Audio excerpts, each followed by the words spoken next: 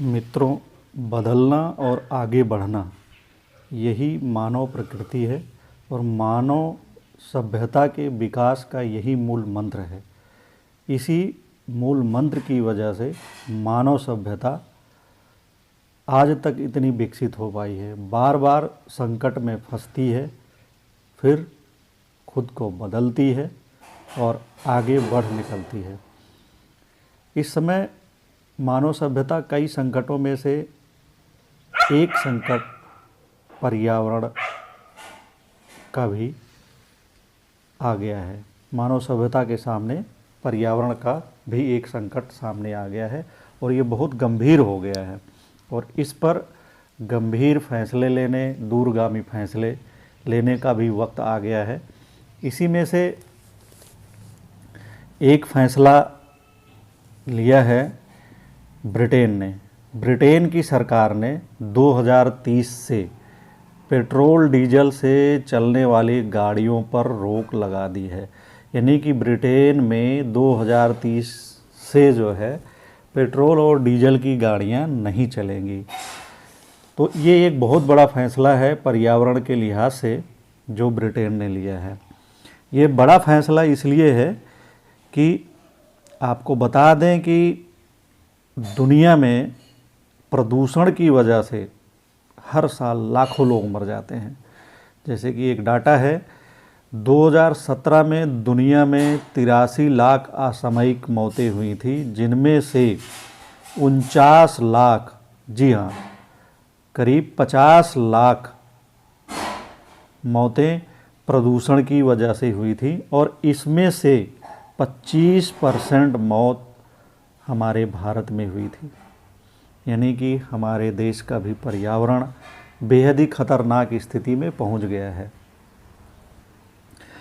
इतनी खतरनाक स्थिति में है कि 2015 में करीब 25 लाख लोगों की मौत भारत में प्रदूषण जनित बीमारियों के कारण हुई थी। 2015 में 25 लाख लोगों की मौत देश में प्रदूषण जनित बीमारियों के कारण हुई थी। इसी तरह 2015 में दुनिया भर में 42 लाख लोग प्रदूषण की वजह से अपने गांव जान गंवा बैठे थे और यही संख्या 2017 में बढ़कर 49 लाख हो जाती है दुनिया में जो प्रदूषण की वजह से मरते हैं।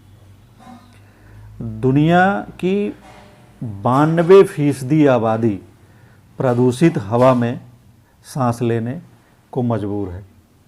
आजकल आप एक विज्ञापन देख रहे होंगे एक कंपनी का कि उसने स्वच्छ और साफ़ सुथरी हवा देने के लिए कोई यंत्र बना लिया है और आप उसको खरीद के स्वच्छ और अच्छी हवा प्राप्त कर सकते हैं, लेकिन इससे मानव सभ्यता आगे नहीं बढ़ सकती और इससे आने वाले समय में विसंगतियां ही बढ़नेगी और उससे आप थोड़ी देर के लिए खुश हो सकते हैं कि ये एक चीज़ बन गई है और आप पर्यावरण प्रदूषण की वजह से जो है राहत ले सकते हैं, लेकिन वह कोई निदान नहीं है। निदान तो यही है कि उसका कोई दूरगामी फैसला लिया जाए, जैसा कि ब्रिटेन ने लिया है। जब तक ऐसे फैसले नहीं लिए जाएंगे तब तक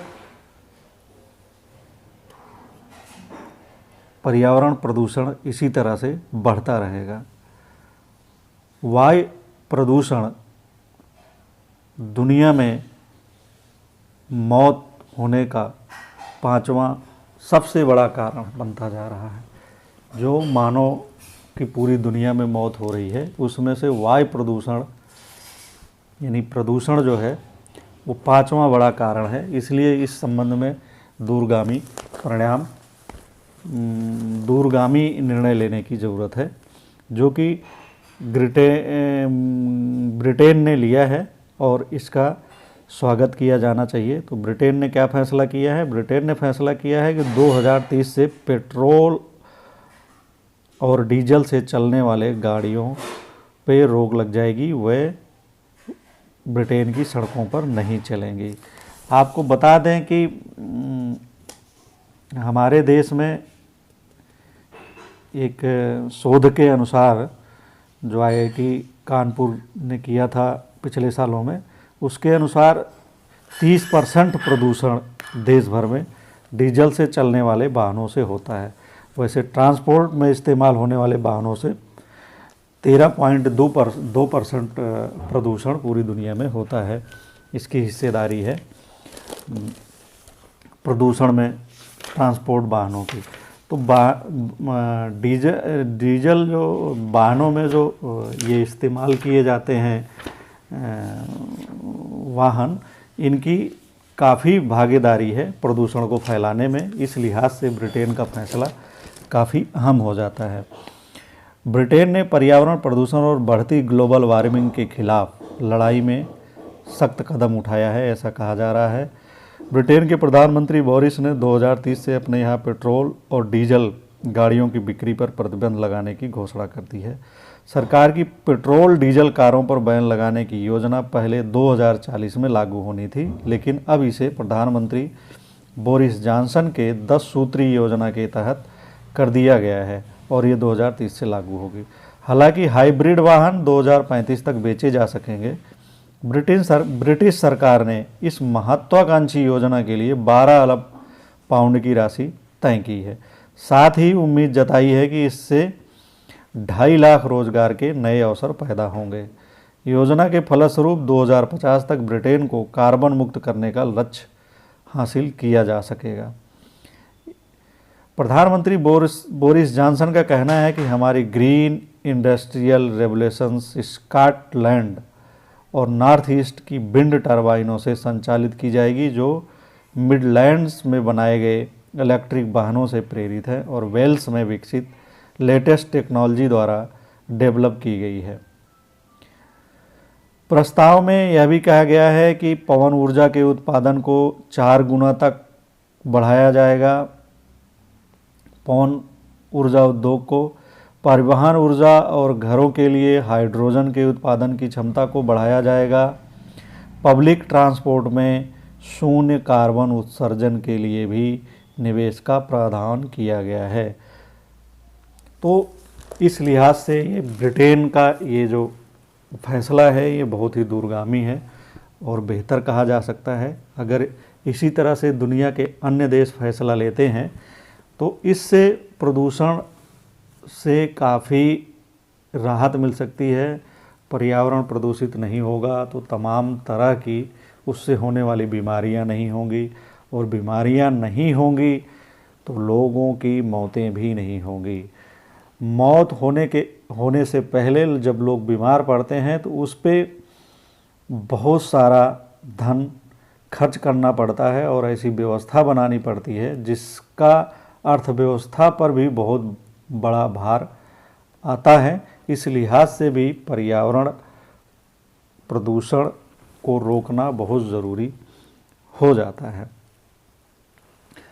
तो ब्रिटेन का फैसला निसंदेह ही बहुत स्वागत योग्य है अगर ऐसा होता है। हालांकि हमारे देश में भी इलेक्ट्रॉनिक कारों बनने लगी हैं और अब उनका उत्पादन शुरू हो गया है, लेकिन शुरुआती दौर में वो इतनी महंगी हैं कि आम जन से काफ़ी दूर दिखाई देती है।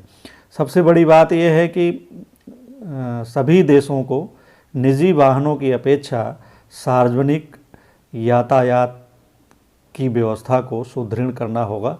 सरकारों को ये समझना होगा कि सार्वजनिक यातायात प्रणाली यदि अच्छी होगी और उसमें बेहतर सुविधाएं होंगी तो लोग निजी वाहनों का उपयोग कम करेंगे, और जब निजी वाहनों का उपयोग कम होगा तो पर्यावरण का प्रदूषण भी कम होगा। इसी तरह उद्योग धंधों में भी पर्यावरण का ध्यान रखने की ज़रूरत है। वहाँ पर पर्यावरण प्रदूषण के रोकने के जो मानक हैं वो सख्ती से लागू किए जाने चाहिए, तभी जाके इसका निदान हो सकता है और पर्यावरण के प्रदूषण से मुक्ति मिल सकती है। तो जैसा कि हमने पहले ही कहा था कि बदलना और आगे बढ़ना मानव सभ्यता का इतिहास रहा है और यही इसका मूल मंत्र भी रहा है। उम्मीद है कि मानव सभ्यता इसी मंत्र पर अमल करते हुए आगे बढ़ती रहेगी। धन्यवाद। मिलते हैं अगले वीडियो में। और एक अपील यह है कि आप इस चैनल को सब्सक्राइब करिए और दोस्तों को शेयर भी करिए, ताकि आपको इस तरह की वीडियो समय समय पर मिलते रहें। धन्यवाद।